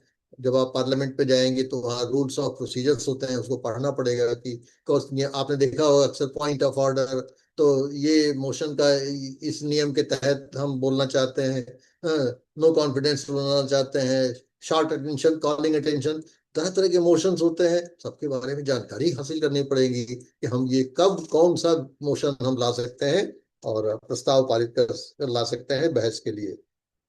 तो ये भी आपको ध्यान रखना चाहिए। और ये जान लीजिए कि आज मैं आपको ये चीज निश्चित बता रहा हूं, जिस प्रकार की माहौल चल रहा है, कि 33% रिजर्वेशन पे ये गाड़ी नहीं रुकेगी संसद, लोकसभा में और आपके विधानसभाओं में। ये गाड़ी जाएगी आगे। और आगे कहाँ जाएगी ये जाएगी काउंसिल ऑफ मिनिस्टर्स में। कि आज की तारीख पे संसद ने नियम बनाया हुआ है, संविधान संशोधन करके, कि संसद की जितनी भी संख्या होगी, सॉरी, किसी सदन की जितनी भी संख्या होगी, उसका अधिकतम 15% लोग ही मंत्री हो सकते हैं। तो अभी 543 के अधिकतम मंत्री होते थे, अब 815 के अधिकतम मंत्री होंगे। तो दो फायदे हुए। पहली तो ये कि अभी 80 85 या कितने 84 ऑप्टिमम नंबर था 15 का, अब वो बढ़ के 100 कुछ हो जाएगा। मतलब अब 815 का 15% निकालिए, तो वो तो जाहिर है कि और ज्यादा 30 35 40 और मंत्री उसमें आ जाएंगे। तो एक तो मंत्रियों की संख्या बढ़ेगी, नंबर एक। मंत्रियों की संख्या बढ़ेगी तो अब 272 महिलाएं जाहिर है कि जो पार्टी सत्ता में आएगी उसके पक्ष में ज्यादातर महिलाएं होंगी, उनकी ज्यादा संख्या उसकी होगी, तो ज्यादा महिलाएं भी होंगी, जीत के आए। दूसरा नेक्स्ट लॉजिकल स्टेप ये होने वाला है कि चाहे रूल बने चाहे ना बने, लेकिन महिलाओं का विश्वास जीतने के लिए एक पॉलिटिकल एंगल से सरकारों को कैबिनेट में, काउंसिल ऑफ मिनिस्टर्स में 1/3 के आसपास महिलाओं को भी मंत्री बनाना पड़ेगा।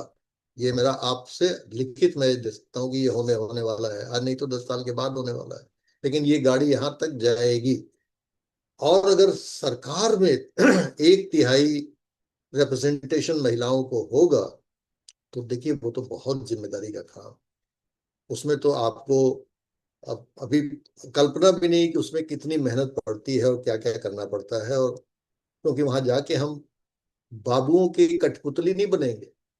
आजकल दुर्भाग्य क्या है कि जो हमारे पॉलिटिशियंस मंत्री बन रहे हैं, उसमें से bearing a few brilliant exceptions of course, ज्यादातर को तमीज ही नहीं है कि कानून क्या है, नियम क्या है, प्रशासनिक तमाम परिनियम क्या है।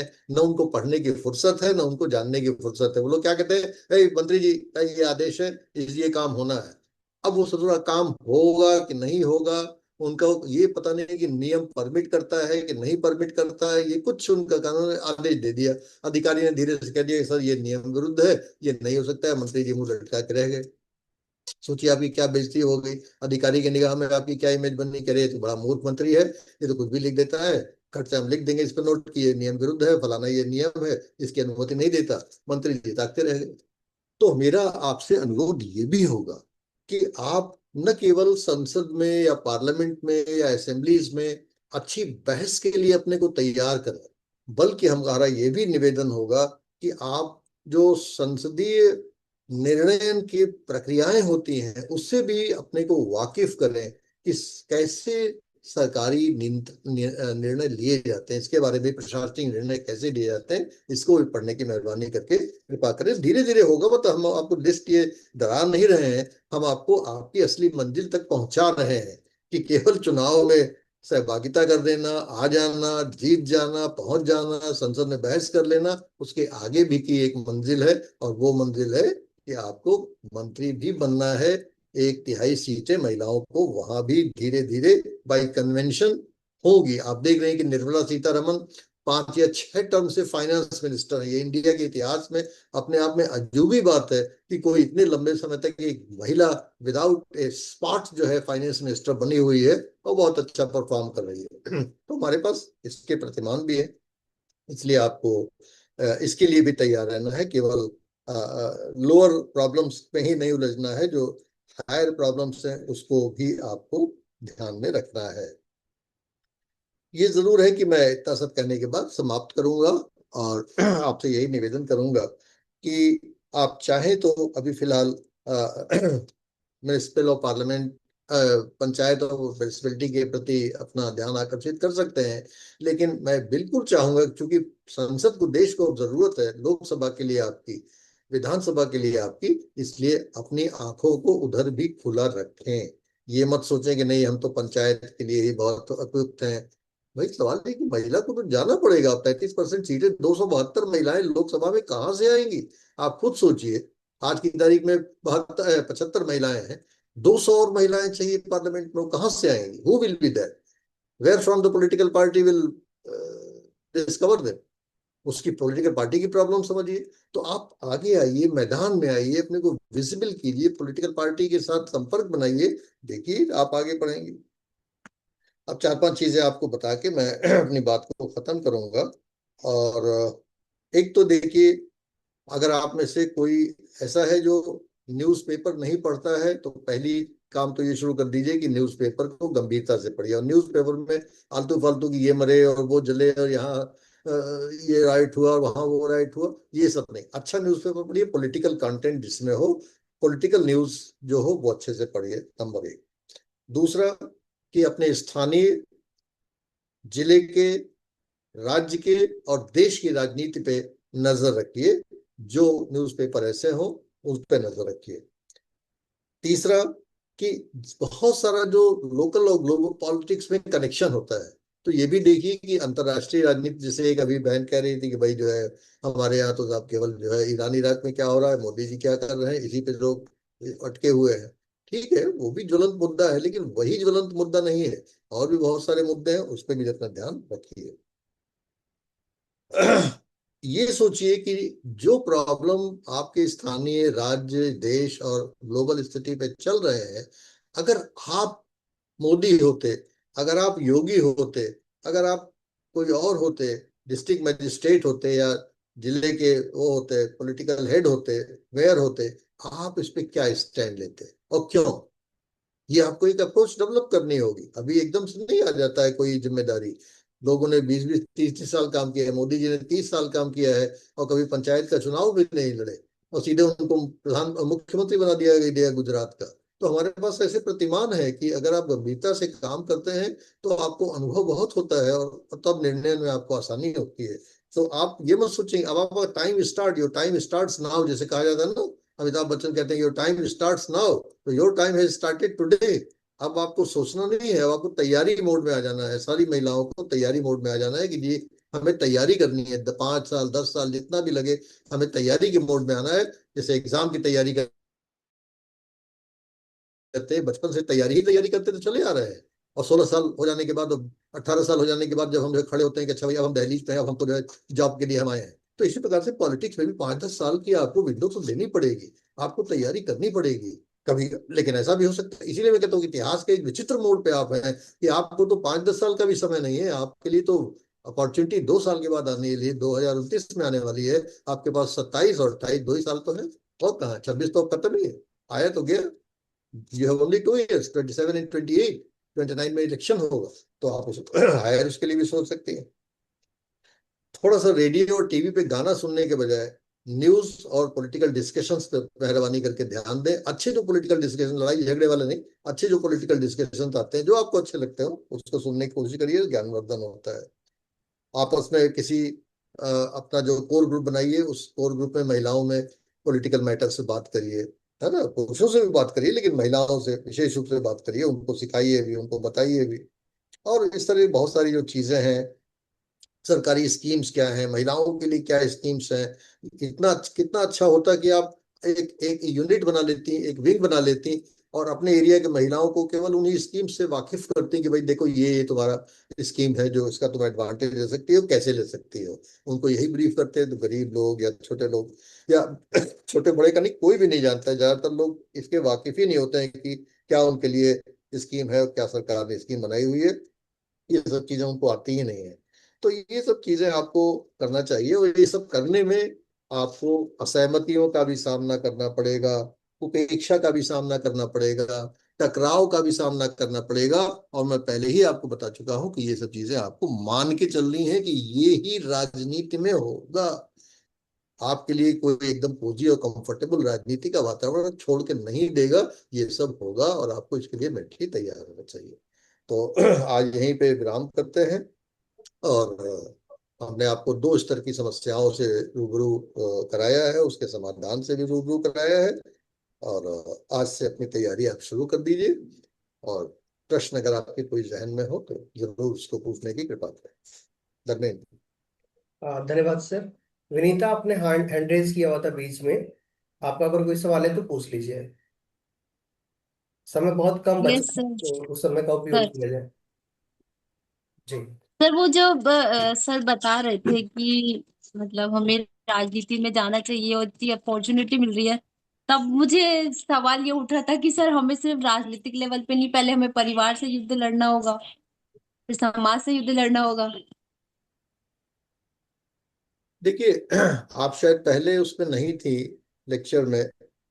पहले लेक्चर में हमने शुरुआत ही इन्हीं अवरोधों से किया था कि हमारे सामने जीवन में कौन कौन से अवरोध है। और उसमें पहला अवरोध मैंने डिस्कस किया था अपना माइंडसेट। और दूसरा अवरोध डिस्कस किया था परिवार। और दोनों के बारे में आपको बताया था कि हमें अपने को पहले तैयार करना है कि हमें राजनीति में जाना है। और जब हम अपने को ये तैयार कर लेते हैं कि हमको राजनीति में जाना है, तब हमें अपने परिवार को तैयार करना ही पड़ेगा। हम कभी ये नहीं चाहेंगे कि परिवार से लड़ झगड़ के आप राजनीति करें। आप कर भी नहीं सकती हैं परिवार से लड़ झगड़ के राजनीति। लेकिन परिवार को आपकी निष्ठा पे, आपकी राजनीति में जाने की प्रतिबद्धता पे विश्वास होना चाहिए। और देखिए, एक जमाना था, आप लोग तो अभी बच्चे हैं। मेरे बचपन में 70 साल पहले, 72 साल पहले हम लोगों के गांव देहात में लड़कियों के बारे में, पढ़ाई के बारे में बड़ा एक अजीब सा दृष्टिकोण होता था कि अरे पढ़ लिख के क्या करना है, लड़की को का नौकरी करनी है। आज वो चीज एकदम पलट गई है।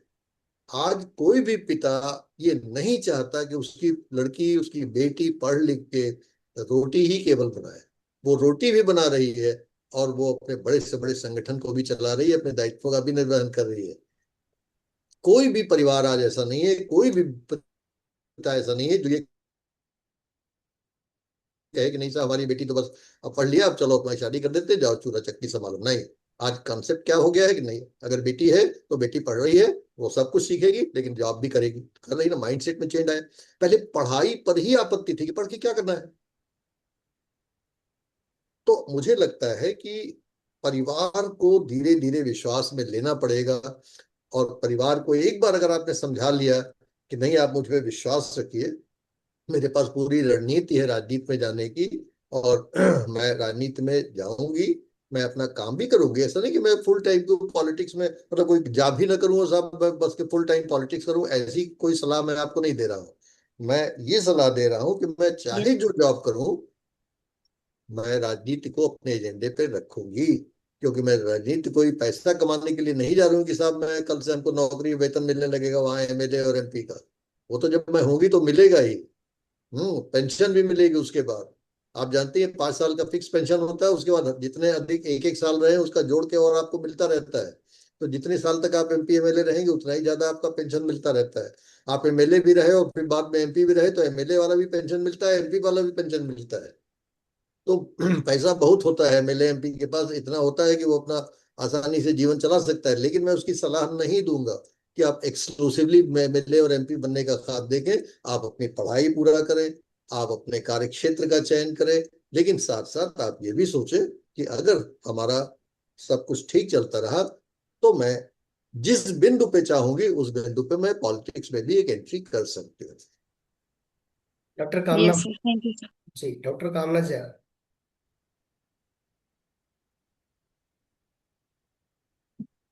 कामना मैम, आपने हैंड रेज जी किया हुआ है। जी जी जी। जी। सर मुझे ये पूछना था, जो का है ना एंड ऑफ द कोर्स हमको एक शोध पत्र सबमिट करना है किसी महिला राजनीतिज्ञ पे।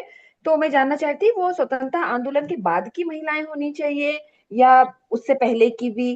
थोड़ा सा इस पे प्रकाश डाल दीजिएगा। नहीं, मुझे मुझे लगता है कि अगर स्वतंत्रता के बाद की कोई महिला हो तो आजकल के जो ये संदर्भ है, बच्चे हैं, उनको ज्यादा समझ में आएगा, है ना। तो जी सर। कोशिश कोशिश यही करिए कि पोस्ट इंडिपेंडेंट किसी पॉलिटिकल उनको लीजिए, किसी फीमेल पॉलिटिकल लीडर को लीजिए, ज्यादा जी अच्छा जी, ओके, थैंक यू सर। है।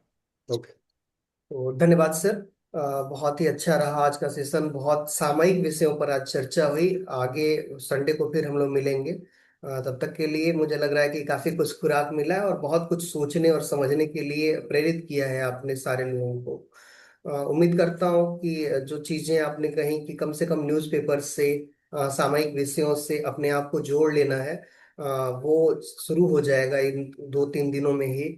और सारे लोग अपने आप को वर्तमान से, सामयिक परिस्थितियों से और सामयिक राजनीति से जोड़ के रखेंगे। बहुत बहुत धन्यवाद सर, आज आपको भी और आज के प्रतिभागियों को भी, सभी को थैंक साथ में यू जोड़ा। बड़ी, thank you, thank you, thank you. Thank you sir, नमस्ते सर। नमस्ते, नमस्ते।